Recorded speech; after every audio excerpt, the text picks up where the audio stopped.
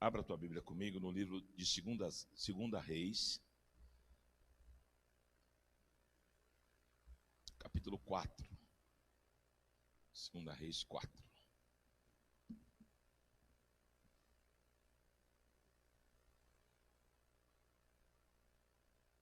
Versículo 1.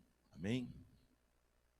Hoje é Santa Ceia. Santa Ceia, obviamente, além da ideia de nós... eu creio que a ceia é aquele banhão que a gente toma mensal, né? Para tirar aquelas crostas de pecado que fica, sabe? Então a ceia é dia de conserto. E aí então o Senhor me deu uma palavra de conserto para a gente trabalhar, uma palavra assim, bastante aplicável, né? Que dá para você aplicar na sua vida, e eu creio que vai ser bênção, tá bom? 2 Reis 4, versículo 1. Eu esqueci meu óculos para variar, mas vamos lá. Versículo 1 ao 7, diz assim, ó. Certa mulher das mulheres dos discípulos dos profetas clamou a Eliseu dizendo: meu marido teu servo morreu, e tu sabes que ele temia ao Senhor. É chegado o credor para levar os meus 2 filhos para lhe serem escravos. Eliseu lhe perguntou: que hei de te fazer? Dize-me o que tens em casa. Ela respondeu: tua serva não tem nada em casa, senão uma botija de azeite. Então disse ele: vai, pede emprestada vasilhas a todos os teus vizinhos, vasilhas não poucas. Sobre teus filhos deita o teu azeite, e em todas aquelas vasilhas e põe à parte a que estiver cheia. Partiu, pois, dele e fechou a porta sobre si e sobre os seus filhos. Estes lhes chegavam as vasilhas, e ela as enchia. E cheia as vasilhas, disse ela a um dos filhos: chega-me aqui mais uma vasilha. Mas ele respondeu: não há mais vasilhas nenhuma. E o azeite parou. Então foi ela e fez saber ao homem de Deus, e ele disse: vai, vende o azeite, paga a tua dívida, e tu e teus filhos vivei do resto. Amém? Feche teus olhos. Pai, fala conosco nesta manhã de ceia, manhã de nós nos assentarmos à tua mesa. Nos ensina, Senhor. Nos faz, ó Pai, pessoas, homens e mulheres, que andem de conformidade com a tua palavra.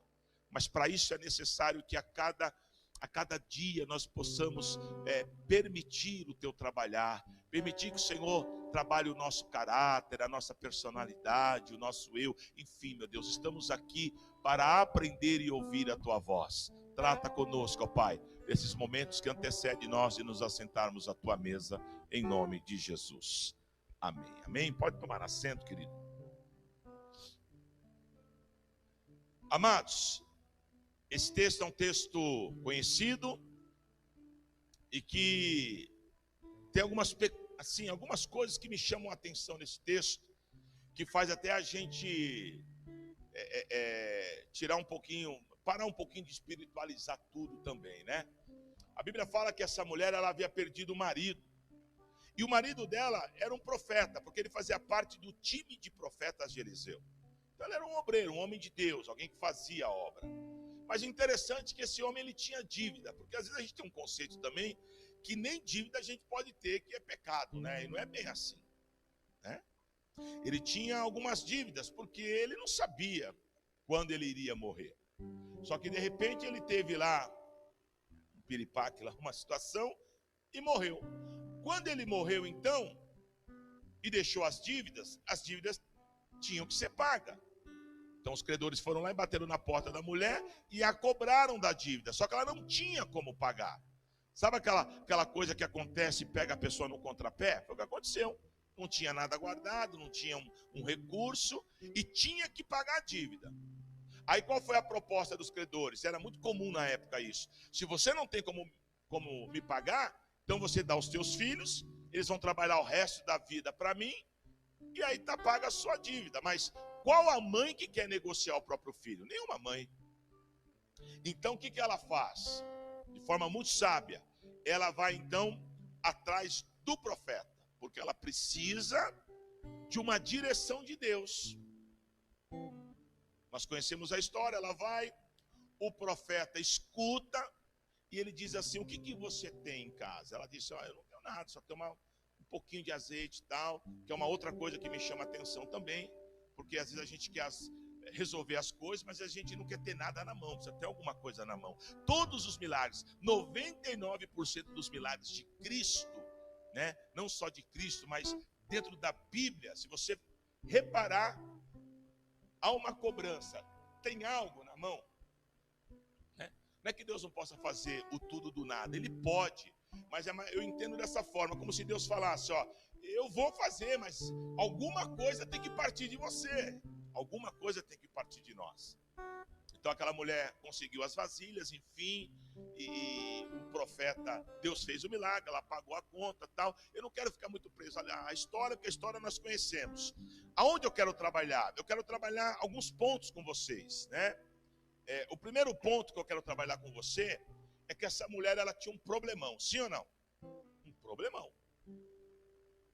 Porque ela tinha uma dívida, não tinha como pagar. Geralmente quem cobra a dívida não vai dando risada, né? Aquela mulher com certeza estava sendo coagida e ela tinha um problemaço nas mãos. Sabe, queridos, todos nós, servos de Deus, muitas vezes passamos por processos, por crivos na vida. Nós temos uma mania de achar que porque somos crentes não vamos passar luta. E aí o que acontece? Quando passamos pela luta, geralmente ela nos fragiliza, porque nós não estamos preparados para a luta. Eu não sei quem inventou esse negócio de achar que crente vive num mundinho, numa cápsula e nada vai chegar até ele. Não, eu até creio que Deus nos preserva de muitas coisas, mas tem coisas que não tem jeito, você vai ter que passar. Agora, o que eu tenho reparado, e eu sempre tive essa ideia, que problemas na vida dos cristãos, eles precisam ser passageiros. Eu não posso, meu irmão, o meu problema de hoje, ele tem que ser diferente do amanhã. O de amanhã tem que ser diferente do depois de amanhã. Eu muitas vezes me deparo com pessoas que eu conheço ela há 10 anos, e há 10 anos, por exemplo, o problema dela é financeiro. Há 10 anos, o problema dele é no casamento. Há 10 anos, o problema dele é que ele não consegue se firmar na igreja. Pessoas que ela não muda. Irmão, eu não entendo. E o pior, estão dentro da igreja. A palavra evangelho, a etimologia da palavra evangelho quer dizer boas novas. Então, viver com Jesus é viver coisas novas, coisas diferentes. Como pode eu servir a Deus e estou há 10, 5, 4, 3 anos na mesma guerra, na mesma luta? Não. Tem coisa errada. Entenda, eu não estou dizendo que você não vai passar luta, que eu não vou passar luta. Mas o que eu entendo é que eu não posso morar nessa luta. Essa luta não é minha casa, essa luta não é propriedade de Deus. Então, essa mulher, você vê, ela fica até meio aflita, porque eu entendo que ela talvez ainda não havia passado uma luta desse tamanho. Mas quando ela então chega na luta, a primeira atitude que ela tem, eu preciso resolver esse problema. Irmão, você precisa resolver esse problema. Até quando esse problema? Querido, como é difícil para um pastor cuidar de uma pessoa que 10 anos o problema dele é aquilo. E não é vício de cocaína, às vezes é vício, né, meu? Mas é um outro vício. Pessoa que é crente e que faz tudo errado. Agora está mais assim, mas teve uma época que eu lembro que o que tinha de crente na igreja enrolado com agiotagem. Como é que pode isso? Você sabe que é errado pegar dinheiro emprestado. Então, mas eu não tinha, irmão, dá outro jeito. Então, vamos supor, eu não tenho pão em casa, eu vou assaltar? Eu vou dar outro jeito. Agora, quando eu faço errado, eu permito que Satanás, então, encontre morada na minha vida. E aí a pessoa, então, fica escrava. do camarada. Então, entra um ano, entra outro, tá lá pagando pau pro cara. Por quê? Porque o diabo arrumou um emaranhado que a pessoa não consegue sair. Aí é o jovem, tá na igreja, sabe que não pode ter relação antes do casamento, ele aprende. Não é algo que ele não sabe, ele aprende. Aí ele vai e faz, a moça engravida. Amém, filho é bênção? É. Só que muitas vezes é uma criança gerando outra criança, não está preparada ainda. Porque não é só ter filho, querido, tem que ter e criar. Não é bichinho de estimação, é um filho. Aliás, até o bichinho de estimação você tem que saber criar. Então, meu irmão, o que eu quero trabalhar com você aqui nessa manhã? É olhar para essa mulher. Essa mulher, ela é um referencial para mim. Ela se deparou com um problemão, havia acabado de perder o marido, está totalmente fragilizada, está chorando ainda o luto do marido. Daqui a pouco, pá. Os caras lá, tudo brucutuzão. A gente veio cobrar a dívida. Meu Jesus. Ah, mas não tem? Tem. Se não tiver, nós vamos levar os meninos. Então essa mulher, ela está com um problema financeiro, um problema no emocional, acabou de perder o marido, e agora os sentimentos dela está totalmente abalado porque ela está sendo coagida. Mas ela entende que ela precisa fazer algo. Então, irmãos, quando nós estamos diante de uma situação totalmente contrária, talvez você entrou por aquela porta hoje, bispo, esse mês está difícil, bispo, eu estou diante de uma circunstância tão difícil, o que fazer? Então eu quero seguir os conselhos dessa mulher, repartir com você, para que tanto eu quanto você saia por essa porta hoje vencendo cada situação contrária das nossas vidas. A primeira coisa que eu aprendo com essa mulher, versículo 1, vamos trabalhar de forma expositiva. Eu amo pregar de forma expositiva, porque a gente fica preso à verdade do texto. O próprio texto fala com a gente. Isso é bom demais. Diz assim, ó, versículo 1, capítulo 4. Certa mulher, das mulheres dos discípulos dos profetas, clamou a Eliseu dizendo, então ela foi até Eliseu, e ela disse, meu marido, teu servo, morreu, e tu sabes que ele temia ao Senhor, é chegado o credor para levar os meus filhos, para lhes serem escravos. Então, primeira coisa que eu aprendo com essa mulher, ela chega até o profeta, entendendo que o profeta é porta-voz de Deus, mas ela chega com um problema identificado. Primeira coisa, ela identifica o problema. Irmão, para de dar voltinha, para de vir. Então, sei lá, o teu problema é que você é enrolado financeiramente. Chega, vem buscar a direção e fala, o meu problema é que eu sou um cara enrolado financeiramente, que eu não sei me administrar, que eu não sou dizimista, que eu sou isso, que eu sou aquilo.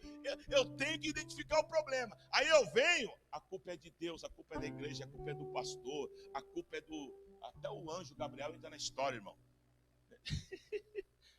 Sabe? Aí todo mundo é culpado, porque a pessoa ela não tem a hombridade de identificar qual é o problema. Por isso que há anos naquela vida e nada acontece. Por quê? Porque não tem, né, a hombridade, irmão. Porque isso é hombridade, a gente tem que saber onde a gente erra. Ela chegou, ela não enrolou. Meu marido trabalhava com você, papapá, tem uma dívida lá, o negócio estreitou. Ela rasgou com o profeta. Quem quer milagre tem que ter uma vida rasgada diante de Deus. Não adianta eu ter uma vida de Deus, sabe, velada.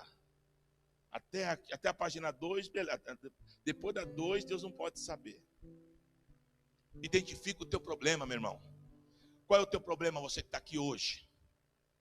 Daqui a pouco a gente vai se assentar nessa mesa. De novo vamos assentar cheio de problema. Aqui essa mesa é uma bênção, viu? Não precisa fazer vaquinha para trazer nada não. Deus preparou já o alimento. Ele é o pão vivo que desceu do céu. Ele não precisa que a gente traga nada para essa mesa. Então hoje é o dia de você largar esses problemas. Chega. Qual que é o problema? É os teus olhos? Bispo, o meu problema é que eu sou um invejoso. Eu não posso chegar na casa de alguém, se eu ver uma lâmpada diferente, eu já quero a lâmpada. Quantas lâmpadas eu quebrei já, só de olhar na casa dos meus amigos. A gente está brincando. Eu sempre, irmãos, desde quando eu me converti, Eu sempre tive essa coisa do avivamento. Eu nunca olhei muito para os lados, essa questão de batalha espiritual, tá? Porque o meu chamado é avivalista. A bispa sempre já trabalhou nessa área diferente. E eu sempre até brincava com ela às vezes. Falava, ih, meu, tudo você vê demônio e tal, essas coisas todas, né? Mas você sabe, irmãos, que chegou um tempo que eu comecei a observar de uma forma melhor. E minha mãe às vezes brincava. Minha mãe falava, tem uma vizinha que vem aqui em casa. Quando ela chega aqui, a orquídea está assim, ó. Quando ela vai embora, a orquídea está assim, ó. Ah, é mesmo, mãe? Que olhar é esse? Só que, às vezes, o sentimento de inveja não é um sentimento que é proposto no coração da pessoa. Às vezes a pessoa ela é invejosa involuntariamente. Porque às vezes ela não quer a porção dela, ela quer o que o outro tem. Não pode. Você tem que ter o que Deus te deu. Amém? Se Deus me deu, sei lá, uma casa, sei lá, no Tatuapé, eu não tenho que querer uma casa no Alphaville.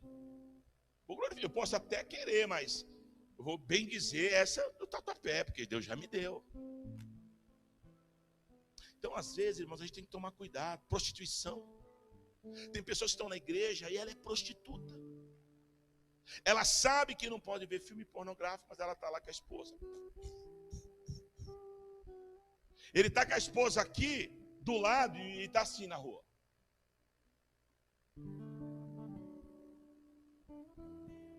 Pecado.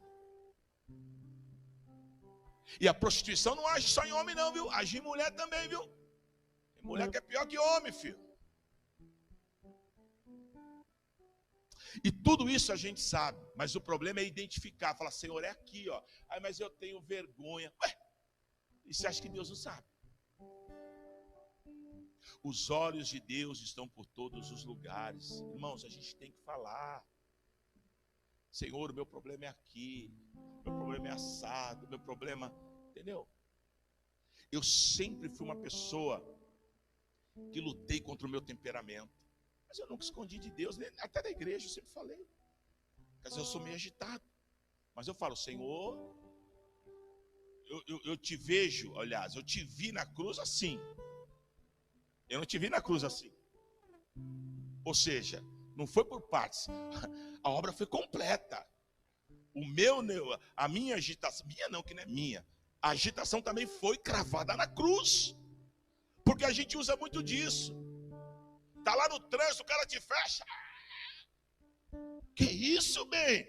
Mas Deus entende. Que Deus entende? Deus não vai entender isso nunca. A gente precisa identificar. Deus, está aqui o problema. Cura, transforma, entra com mão poderosa, desfaz o embaraço. Aleluia. Amém? Existem coisas, querido, assim, que o Senhor tem nos dado graça, que depois de 30 anos pastoreando, eu estou superando, aprendendo a lidar com pessoas. Então a gente sempre está aprendendo. E às vezes com 30 anos quase de ministério, eu estou lá, Pai, me ajuda aqui, ó, aqui eu ainda não consegui, aqui ainda eu estou mudando, aqui eu estou melhorando. Mas está aqui o problema, está identificado. O diabo não vai, sabe? Porque às vezes o diabo ele trabalha no macro, e aí você não sabe. E você fica orando, dando tiro para todo lado. Não, está aqui. A mulher levou o problema, é esse. É aqui que eu preciso de um milagre de Deus. Então, que nessa manhã o problema seja identificado na tua vida. Amém? Segundo Reis 4:1, também que a gente acabou de ler, e Romanos. Deixa eu abrir para você, capítulo 12, versículo 1.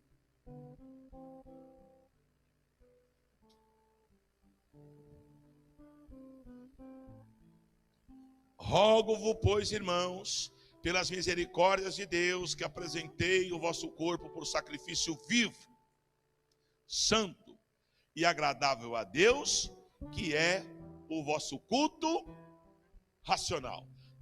A segunda coisa que eu aprendo com essa mulher é que diante do quadro, ela identificou o problema e agora então ela tem uma atitude diante do problema.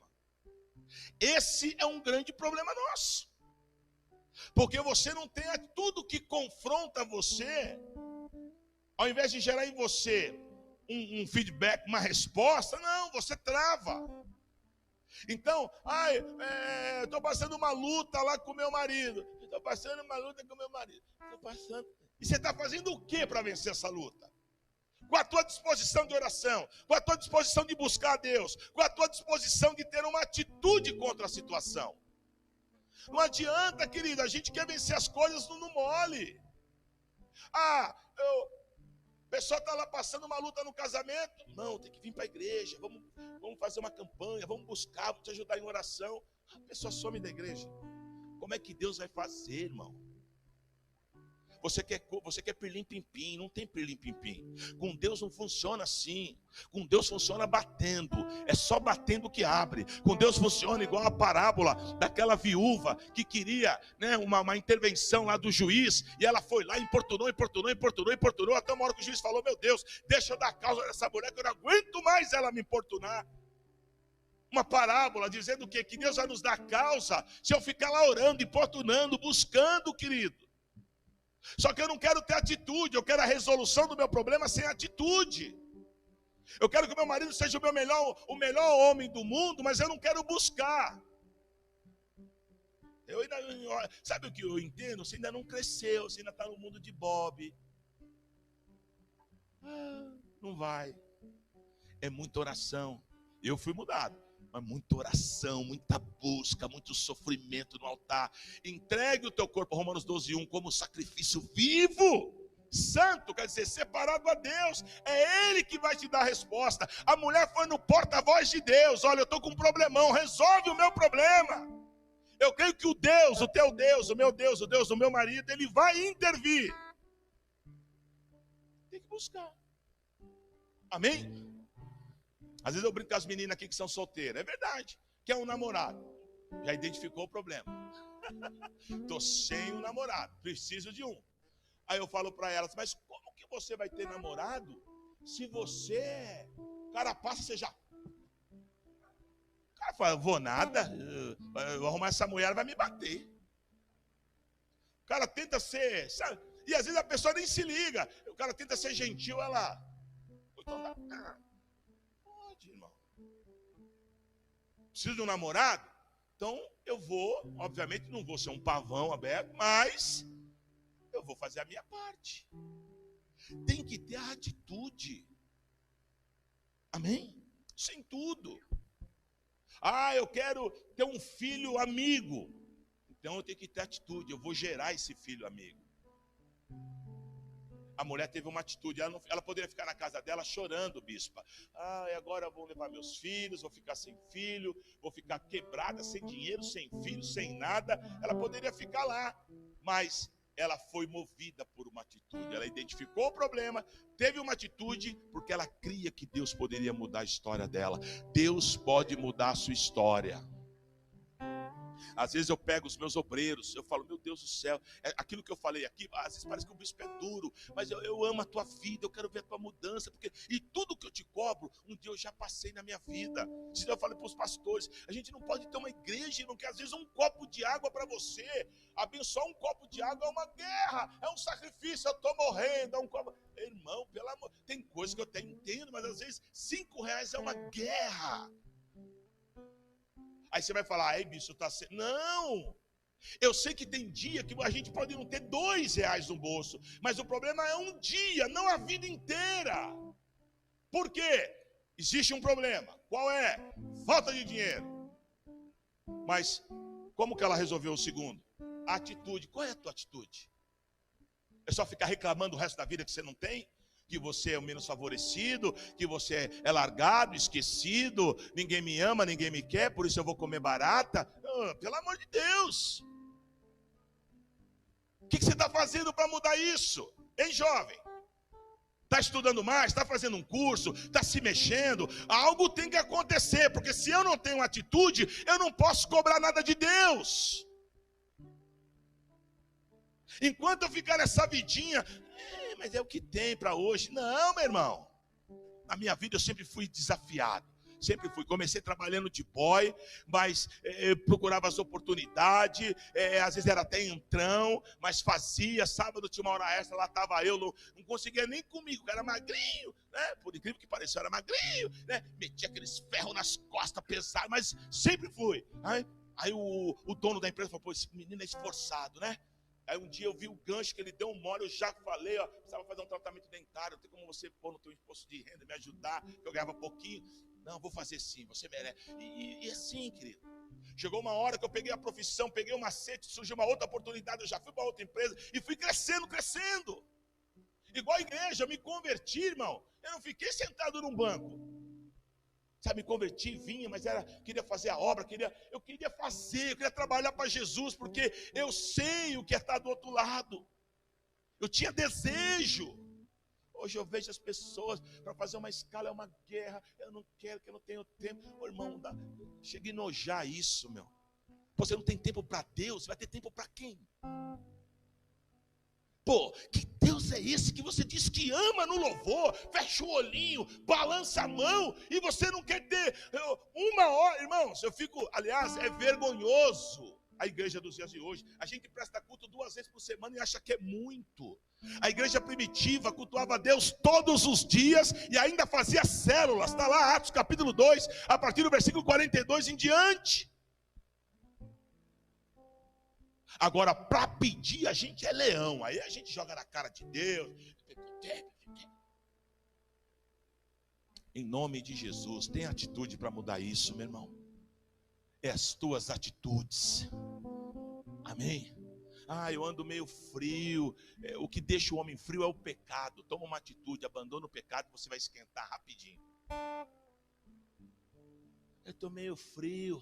Senta aí, qual que é o problema? Aí o cara descortina. 4 adultério, 3 isso, 3 não tem como esquentar, né, irmão?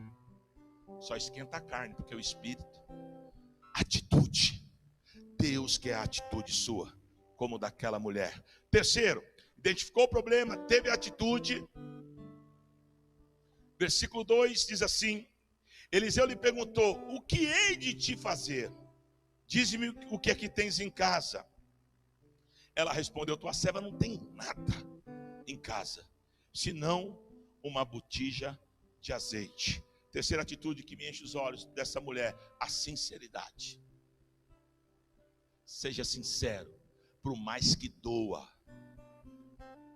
Há um conceito de umas mentiras no meio do povo de Deus. Não, a gente quer justificar a mentira pelo quadro. Não, irmão, mentira é mentira. E a Bíblia fala que o pai da mentira é o diabo. Se o diabo é o pai da mentira, quem mente é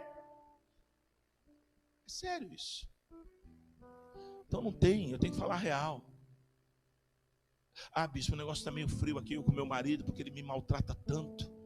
Mas aquece o meu amor novamente por ele, me dá forças para que eu possa ajudar ele em oração. Eu estou meio assim com a minha esposa, porque por isso, por aquilo, que eu chego em casa, não tem janta preparada, não tem nada. Ela é uma ótima mãe, só pensa nas crianças, mas eu também preciso. Ora, Deus, seja sincero. Quer ver uma coisa que o diabo rouba? Oração do casal. Tem vergonha. Eu tenho vergonha. Como é que eu vou orar com ela? Eu olho para ela, começo a dar risada. Não pode. Casal tem que orar, tem que clamar, tem que buscar a presença de Deus. Amém? Não existe coisa pior do que a falta de sinceridade com Deus. É como se fosse uma porta que se fecha. Por quê? Porque Deus trabalha. Até porque, como é que eu entendo? Deus sabe qual é a tua necessidade. Deus, ele esquadrinha o coração do homem. Então não adianta eu mentir para Deus, mas ele quer ver você confessando. E eu embaso o que eu estou te falando em João 21. Ele não sabia que Pedro havia negado, ele sabia tudo, ele sabia que Pedro o amava, ele sabia tudo, mas 3 vezes ele bateu na tecla, porque ele queria que Pedro confessasse, ele queria que Pedro fosse sincero. Então nós precisamos ser sinceros. Abra a tua boca, não deixe que a mentira permeie teu coração. Amém? Na parte B do versículo 2, ela diz que não tem nada, e ela fala assim, eu não tenho nada, somente uma vasilha. Um pouquinho de azeite, melhor dizendo. a quarta coisa que você precisa aprender: entregue o teu melhor. Ela não tinha nada, tinha só um pouquinho de azeite. Imagina, querido, você não ter nada na tua casa, só uma xícara de arroz e uma de feijão. E o vizinho bater e falar: ó, meu filho está aqui, ó, está passando fome, está até passando mal. E aí você fala: eu dou o arroz e o feijão e fico sem, e teoricamente morre eu, ou eu seguro e deixo a criança morrer? Ela só tinha aquilo para ela e para os filhos. E o profeta perguntou, na sinceridade ela falou, e ela deu o que ela tinha de melhor. Dê o que você tem de melhor. Teve uma época aqui que uma família aqui da igreja passou uma situação familiar. E a esposa nos procurou. E ela falou: nos ajuda, me ajuda nessa situação, vamos lá. E aí a gente foi para uma campanha no monte. Irmão, não é fácil. Você acordar cedo, 6 horas da manhã, 5 horas da manhã, subir o monte, né? E tem uns montes que a gente vai, que ele é muito íngreme. E aí você vai, chega lá em cima, a perninha está até assim, ó, né? Aí você tem que recobrar forças para você clamar e orar. Isso não foi um dia, não foi 2, foram vários. Qual foi o resultado? Deus interviu. Porque quando há sacrifício, quando eu entrego o meu melhor, Deus intervém. Eu fico imaginando a cabeça de Deus. Como é que Deus vai abençoar alguém que quer ficar lá sentado, tomando suquinho de laranja? Me dá minha bênção, me dá. Não. Se a gente não tolera a gente folgado, imagine Deus. Ele quer que você se posicione. Para de reclamar do teu marido, se posiciona. Tenha atitude, dê o seu melhor, busque, Deus vai fazer. A gente só abre a boca para reclamar. Para de reclamar da tua mulher. Amém? Ore por ela, busque, tenha atitude. É assim que Deus vai fazer. Foi assim que Deus fez aqui. Ela não ficou esperando o milagre, achando que o milagre ia sair do nada. Então ela identificou o problema, ela foi até o profeta, amém? Ela, em segundo lugar, ela teve uma atitude diante do profeta, ela foi sincera com Deus, ela ofereceu o que ela tinha de melhor. E aí depois ela viveu ainda uma quarta situação, está no versículo 3. Então disse ele: vai e pede emprestada vasilhas a todos os teus vizinhos, vasilhas não poucas. Amém? Quinta coisa que eu vi que essa mulher viveu e que eu achei tremendo, e eu quero liberar sobre a tua vida: Deus irá usar pessoas para te abençoar, mas você precisa fazer a tua parte. Deus vai fazer. Amém? Deus sempre vai, né? Esses dias teve uma situação, a situação da própria menina aqui da igreja, está passando por esse processo de enfermidade, não tem convênio, como é que vai, como é que não vai? Aí Deus vai e usa uma irmã aqui da igreja. A irmã trabalha num hospital renomado aqui de São Paulo, e a irmã consegue pôr a pessoa lá dentro, que é difícil entrar lá dentro. Deus sempre irá usar pessoas para nos abençoar. Amém? Então essa mulher foi lá, falou com o profeta falou: você vai sair na vizinhança. Ai, eu fico conjecturando aqui com a minha mente, se ela fosse uma pessoa metida, mala, que não conversa com nenhum vizinho, eu nunca pedi nada para os vizinhos. Teve que ir lá na humildade. Aliás, não foi nem ela, né? Mandou os filhos, mas tudo bem. Os filhos foram lá na humildade e pediram. Mas o contraponto foi o quê? O pessoal abençoou. Às vezes a gente é tão fechado no nosso mundinho, tão independente. Não, eu não preciso de ninguém. Para com isso. A gente precisa sim, uma hora precisa. E vamos precisar da pessoa que Deus vai colocar diante de nós para nos abençoar. Amém? Deus vai usar pessoas. Lá no teu trabalho, Deus vai usar gerentes lá para te abençoar. Você não vai entender, mas por que ele está indo com a minha cara? Porque sobre você brilha a luz de Cristo e Deus vai usar pessoas lá para te abençoar. Amém? Aleluia, creia. Essa mulher creu, irmão. Essa mulher, ela estava com tudo perdido e de repente ela viu tudo mudado, porque Deus interviu na vida dela, porque Deus preparou pessoas. Deus vai intervir na tua vida, Deus vai intervir no teu casamento, Deus vai intervir na tua vida profissional. Deus vai usar pessoas para te abençoar.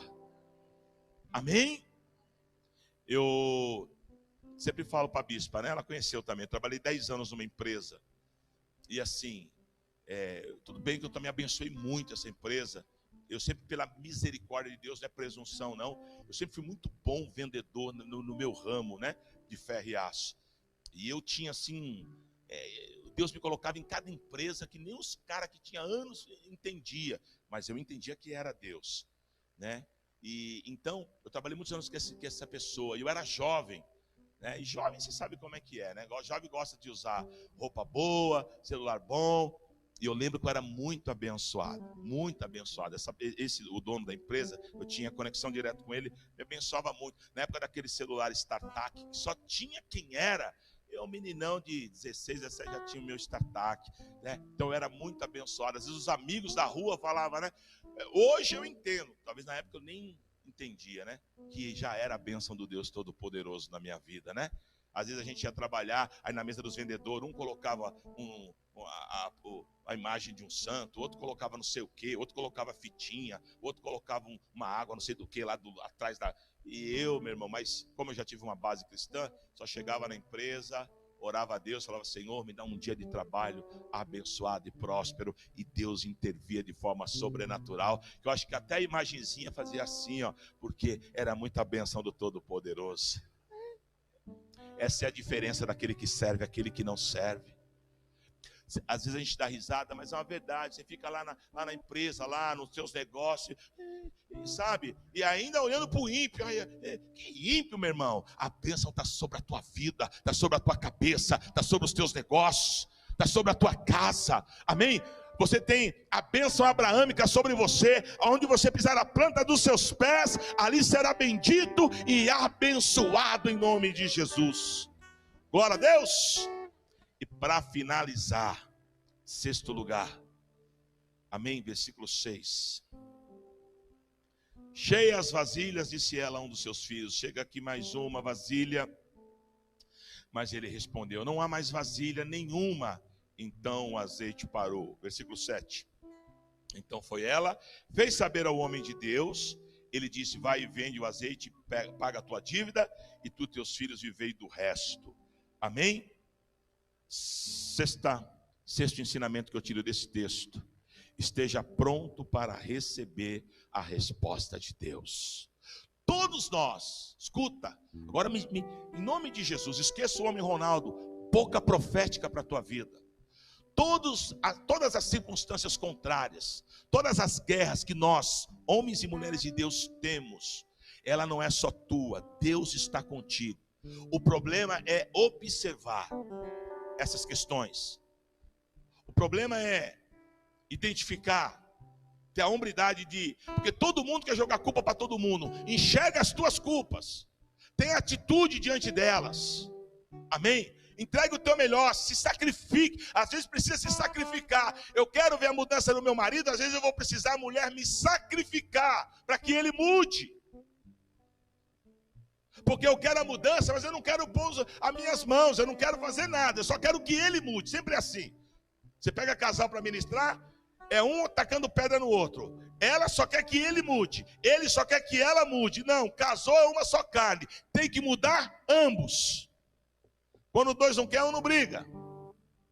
A mudança é completa, mas uma coisa é certa: se você se posicionar, haverá resposta de Deus.